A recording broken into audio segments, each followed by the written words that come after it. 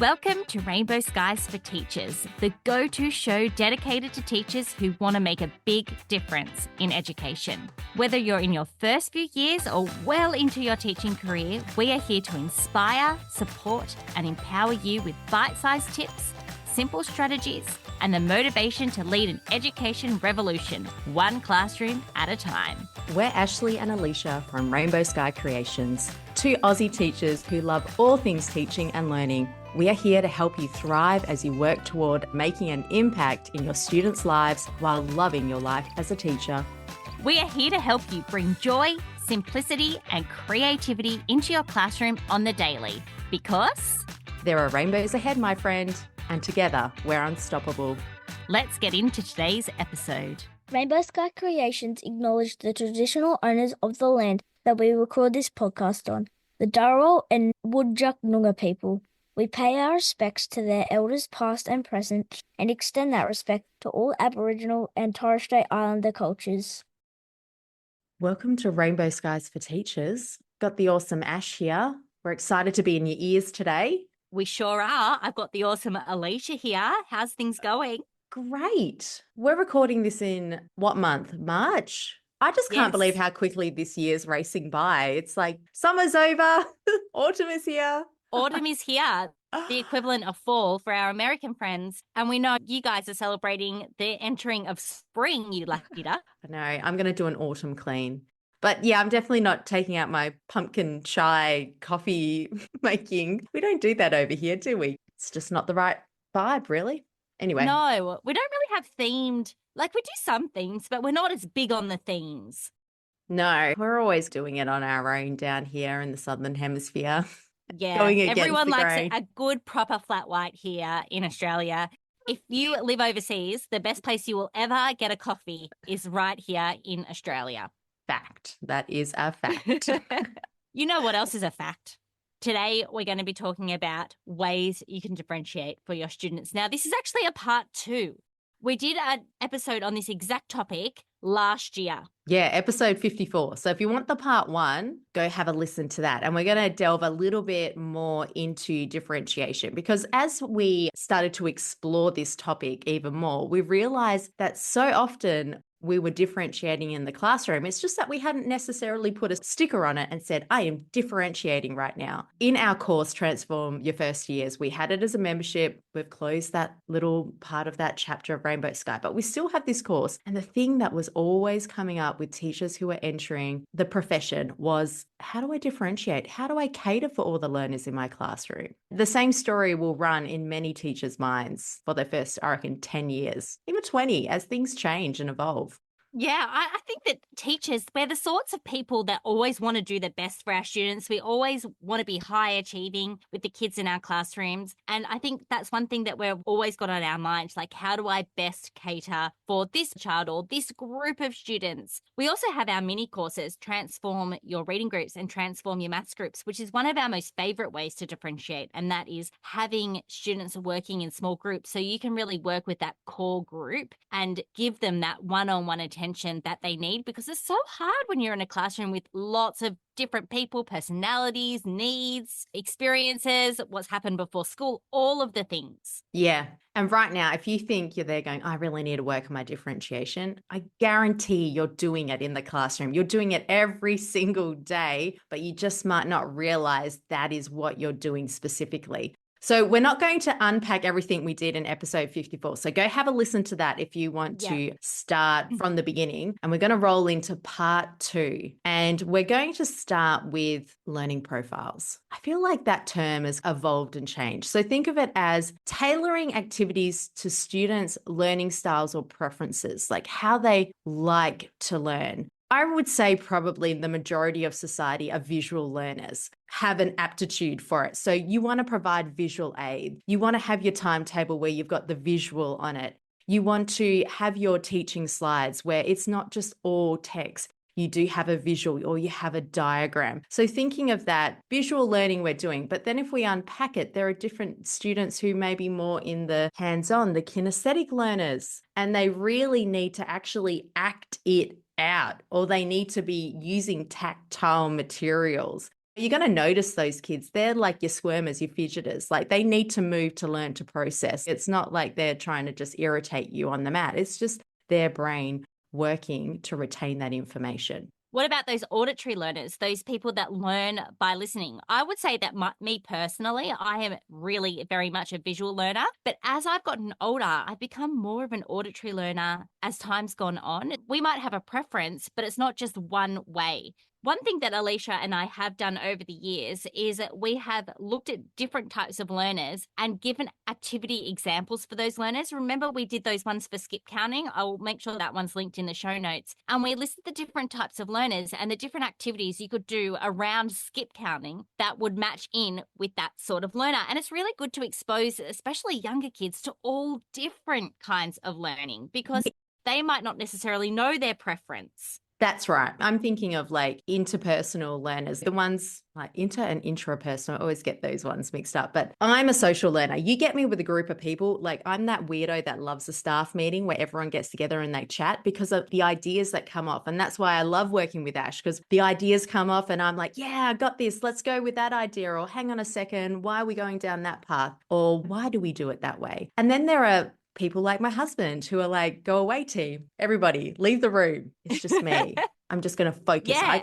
I can do this group project as a single project, a solo project. So you got to give students that opportunity to work independently, to work with groups. And kids are going to find out that if you're providing that opportunity to be reflective and reflect on how that learning experience was, you'll start those discussions where they go, oh, hang on a second, that actually really worked for me. I liked that. Or not so much all that. Yeah, and as the students get older in your classroom, so if you're teaching, I like to start this around end of grade 2, grade 3, start to get them to identify the ways that they like to learn best. Easter is coming up. This is one activity that I love to do. We've got a whole heap of Easter activities and I print them out and they really cater for different sorts of learners. And I say to the students, these are the different activities. I'm going to put a Post-it note on the front of each one, write your name on that Post-it note, and then I'll go and photocopy and prep them and we'll do the lesson. And that way the kids are having that student voice, but they're having the choice in the way that they like to learn as well. Then they can go and do that activity with a friend, or they could go and do it by themselves, like your husband, Alicia, as a silo, because that's how they like to learn. So that's a really good way, just a really relaxed way to dip your toe in to see and talk to the kids about the ways that they like to learn. Any sort of Bloom's taxonomy sort of activities where it's got the matrix of the multiple intelligences and the Bloom's, then you're getting that idea of different tasks around a similar topic where the kids can start choosing and having that student voice as they get older as well. Yeah. And like we're saying, this is part of your toolkit. We're not saying transform your classrooms to be like this and you're always looking at the Gardner's intelligence and the Bloom's taxonomy. It's just a tool that you're using. And these ones can work really good for project-based learning, or they can work really good around a theme when it's like Easter and so forth. Give it a try. I like learning profiles. I find they're interesting. You learn a bit more about the person, the little kid in your classroom. Yeah, especially if they're giving you their own opinion on how they think they learn. You learn a lot about them that way too. Okay, so that was number 1. Number 2, and I feel like teachers are going to be able to tick this one off the list, but sometimes these things are going to be a bit more of a reminder that you are actually doing them more than I must implement this in my classroom. So the next one is scaffolding. So we're providing some sort of temporary support to help our students achieve an understanding. So this might look like sentence starters. This might look like a template for their writing. It might look like providing visuals for your students in maths. I'm a big believer in scaffolding because you can give kids a lot of scaffolding or you can give them very little depending on where they are on that line in your classroom. Absolutely. I think scaffolding was the game changer in up-leveling my students' writing skills, like creating a small little formula. And even those students who are ready to go beyond creating that formula of the 3 actions in the sentence and how do you build on that. I think every teacher out there would be using scaffolding. And definitely as you have your different varied learning abilities in the classroom, you're going to find that you're scaffolding for more than you are for some. Even like with your problem solving, providing that scaffolding of this is like the first step. And if you're doing like multi-step problems, and they're unpacking that even more. But it just, who doesn't? Come on, you're building a house. You need the scaffolding and the structure to build that house. And you've got kids in your class who are learning. They need that scaffolding to help them become the best learners that they can be and feel a bit safe to make a mistake, that they know this structure's here. Oh, it's okay. I can go back. And I think that's how we use anchor charts, right? Anchor charts are a form of a scaffolding and now being replaced in the 21st century with our teaching slides, how you can like slowly unpack what you want the students to get their end result to by providing a framework, whatever it might be. Yeah, it's a good one. Okay, the next one is the use of technology, and that is using technology to cater for your different learning styles, your different needs, your different abilities. So it might look like using technology in your group time, and different groups are working on different apps or different activities. It might be different levels. There's so many websites out there now that you can assign things to different students. So it might look like a completely different level for that student. But it also looks like for differentiation, and this is one thing I love doing with differentiation for technology, is saying this is the project. You can choose how you'd like to present it. And I know we touched on that in our first episode on differentiation, but using technology to be able to do that. So some kids might want to create a movie trailer. Other kids might want to create a digital book. Other kids want to get on Canva and create some awesome slides on Canva. So there's so many different ways that you can use technology to differentiate. Side note, we're Canva lovers. I get to go to Canva HQ every now and then because So Canva jealous. is Australian. It's Australian for those people that didn't know. My daughter is absolutely loving Canva. And I got sidetracked, but what I was going to say was Canva is free for teachers and students. There is a teachers and students version that's free. So if that's something that you want to try out, go and check it out. You just need to say that you're a teacher and you can get it for free. And look, we've all got these, going back to the scaffolding and the writing, reluctant storytellers. There's nothing stopping a kid recording their voice, like using technology to record their story, where writing can be a limitation for some students, but they've got the vocabulary, the articulation, and they can tell that story, or they can tell their thinking on anything, any question that's being put out there. Technology comes with its challenges, but it comes with its ability to liberate learners and to give us options that we never had in the classroom, even just 10 years ago. Don't see it as a hindrance, see it as an opportunity. And as we're all discovering, the kids in our classroom are probably way more advanced in technology than we are. Don't be fearful of it. Bring it into the classroom. Okay, what's up next? So we've got flexible seating. I know we touched on flexible grouping in our first episode, but with flexible seating, allowing students to choose different seating arrangements that work best for their learning style. Look, I started to incorporate this into my last few years of teaching. You can go all in, or you can go just partially in. And I've done both elements, but it's providing the options of some students might prefer to be at standing desks. Some students might prefer to be working on the floor. Some might actually like to be working in a group table. Some might like to be those little silos and just go to the side and just work independently. Some might like it where they can actually put some like headphones on or something just to block out the noise, or somewhere where it's a bit dimmer and not so bright. So providing students with the opportunity on where they best like to learn. And there must be some science behind this, but when you are, say, Ashley and I both, we work from home, but if we change our environment and if we've got a task that we might not particularly want to be doing at that time, but if we go, hey, I'm going to go do it at my favorite coffee shop, I'm going to go do it at somewhere I've never done it before. I'm going to go down to, I sometimes pick a park bench near the ocean and do my work there where it's shaded. And instantly it lifts me up and I go, all right, I'm in the zone. I'm ready to do this. Think of that if you're always going to the same spot in your classroom and you're like,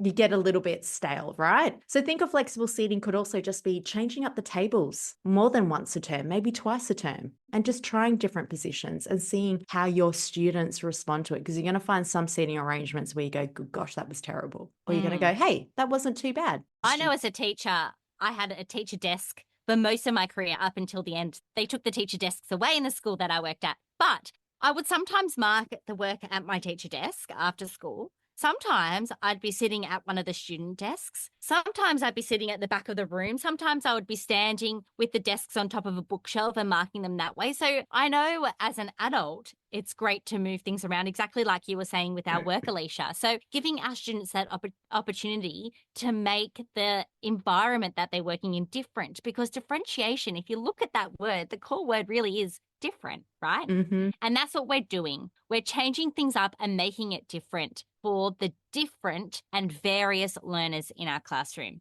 Okay, the next one is really fascinating to me, and I love the idea of this. It's more probably targeted towards the older students, and that is project-based learning. So assigning projects that allow students to explore topics in depth. It might be more of a long-term thing. It might incorporate multiple subjects. I know that there's lots of teachers out there these days that are really invested in project-based learning, but this is another way to set up your classroom in order to cater for those different learners.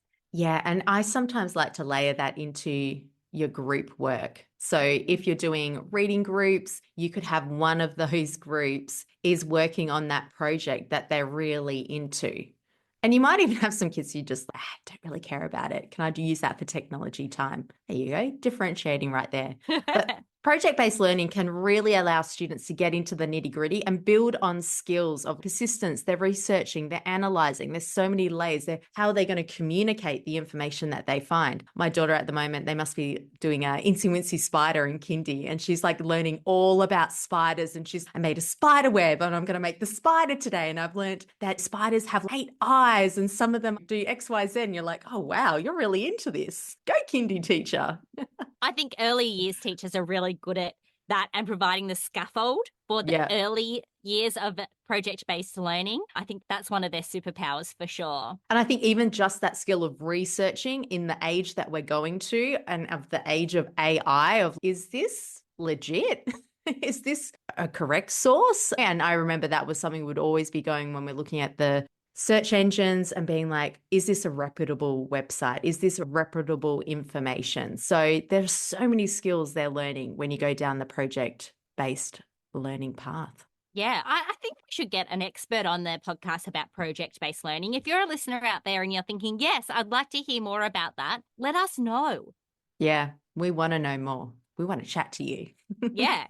Anything, actually. If you want to learn about project-based learning or anything else that you want us to chat about here on the podcast or get an expert in, please let us know. We're always open to suggestions. Okay, next up is open-ended questions. I feel like I've said this actually almost about every strategy so far, but I was going to say this is one of my favorites. It's because I love open-ended questions, because we're allowing everybody in the classroom to work at their level. So you've got the entry level students, they can answer that question, but then there's so many more possibilities for other students to explore and go deeper. Yeah, to explain their reasoning behind the different solutions to a problem. And I think it's like that whole saying of there's not one size fits all. And it's a bit like that with an open-ended question of there are many different ways to getting to that end point. And how did you get there? And why did you choose that way? And what was your thinking behind it, and justify it?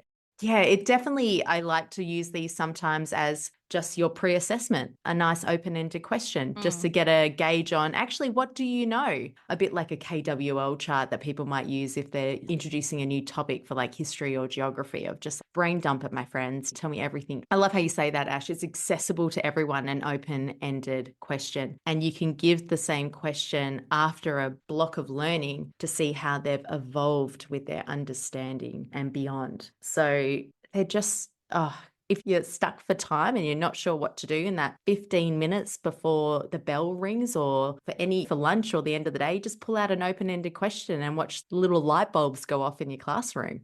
Yeah, they're really great for assessment as well, because you're not limiting your students. You're really allowing them to dive deeper if they can and explore the idea. We actually have a freebie, an open-ended question freebie, all about division. So if you teach grade 3 and above and you want a division open-ended question freebie, check out the show notes. We will link it up there. Yeah. Now, our next one is peer teaching, allowing students to teach each other. It's a powerful learning tool for you to consolidate your understanding. So, pairing students to review and discuss material with one student acting as the tutor. Now, by the time we put this to air, it would have been and gone, but we used to do this for prep for NAPLAN. Yes. You'd give the kids an old NAPLAN test, you'd chop up some questions, you'd make them into a paper airplane, whatever it is, throw it across the room, and students pick it up in pairs and they talk it out and they teach each other why they would do it that way. It can just be a really nice way to wrap up the learning of a topic. I'm trying to think in my head that with peer teaching, you have to really model it, but you also have to be providing a really respectful, safe learning environment for students to feel comfortable to talk to their peers and be safe to say, hey, I didn't get this, or I'm still stuck with this. So if your classroom culture is a little bit off, askew, and your connections with students need some investing in, I would say you want to really invest in that before you delve down the peer teaching path, because you will find it may not work at all if there is just a lot of friction with social groups and peers in the classroom. Just wanted to say that as a disclaimer. Yeah.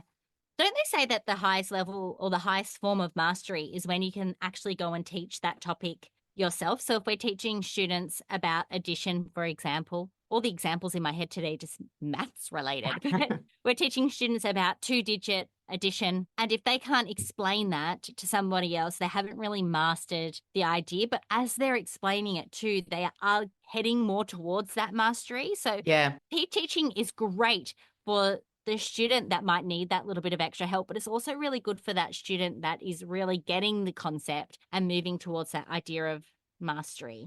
Yeah. No, you're exactly right there. The other thing I was going to say about peer teaching or peer tutoring is some of those write the room activities. I know that we've got investigations that you can pop up on the wall and students are working together in pairs or partners, and it's a bit more incidental, but it happens. And it's not just about the child that understands saying, oh, the answer's 10, write it down, you write it down. It's about them really trying to be able to explain it. So you've got to say you're mini teachers and you're helping each other. But that kind of comes all the way back around to what you were saying, Alicia, about how you do need to have that cohesive classroom culture as a basis first. So this might not work in all classrooms, but it could be perfect for your one. Yeah. Just, don't go pulling that out in the first couple of weeks of school. It could be a bit overwhelming for some students and they'll clam up and go into their little shells. All right, Ash, what's our next one? We've got 2 left in this episode. Yes. Our next one is jigsaw activities. So breaking a lesson up into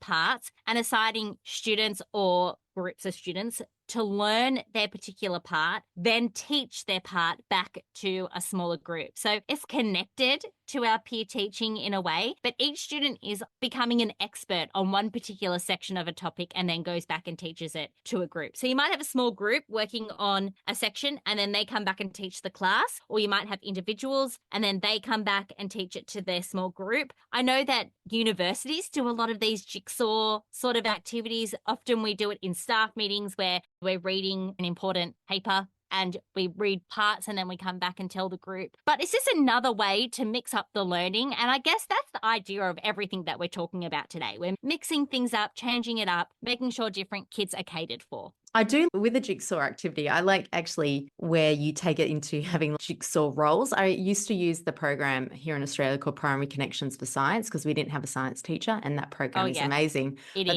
Then students would take on a role so one would be the speaker, one would be the collector of the resources, one would be the communicator. So each time you're doing an experiment, they're having an opportunity to try a different skill and to learn that skill and become a master of it, really, isn't it? So I think sometimes we might limit our students by not giving them the opportunity to learn something and step into that role or to share that information with their peers. To be honest, I used to get a bit freaked out with jigsaw activities, even in like staff meetings. I'd be like, what? You want me to tell you about something that I've just learned that I don't know if I'm going to do right? Perfectionist, fear of failure much? Don't know. Yeah.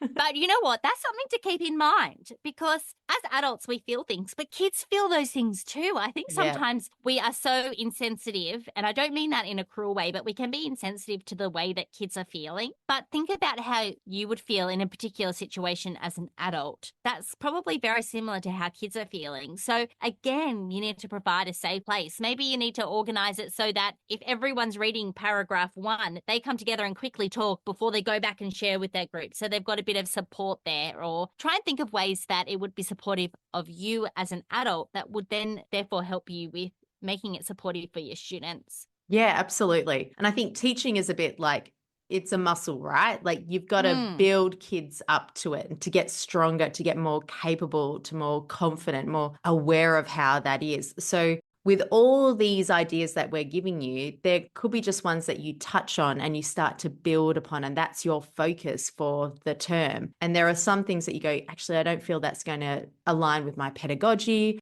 So I'm going to shelve that one. So we're just here to giving you the options, but some of them you can't just dive in to the deep end. You got to start at the shallow and build your way up to those super swimming skills. Yeah.